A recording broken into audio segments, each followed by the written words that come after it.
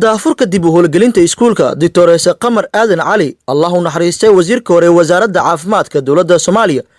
oo si bilaash wax loogu bari jiray caruur iyo qaar ka mid ah dadka baahiyaha gaarka qaba ayaa waxa dib u dhiskiisa gacan weyn ka geystay AMISOM oo ka caawisay wasaaradda haweenka iyo horumarinta xuquuqda aadanaha ee xukuumadda federaalka Soomaaliya wasiirka wasaaradda haweenka iyo horumarinta xuquuqda aadanaha ee dowladda federaalka Soomaaliya Deeqa Yaasin Xaaji Yuusuf oo wehelinayo wakiilka midowga Afrika u qaabilsan Soomaaliya Francisco Madeira ayaa si wadajir ah u kormeeray fasalada iskuulka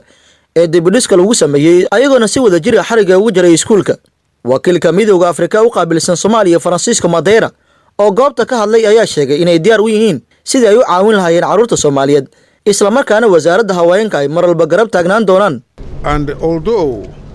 bureaucratic necessities caused some delay to the project, I'm nevertheless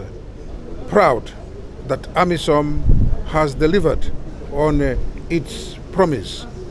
to make this iconic school fit for purpose again.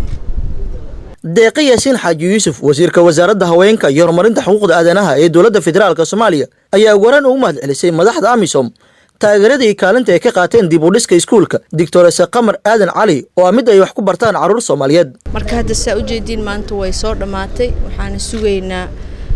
in ay caruurta iskuulkoodii ku soo noqoto anoo ka hadlayo magaca wasaaradda iyo magaca xukuumadda ambassador Madeira waxaan kaaga mahadcelinayaa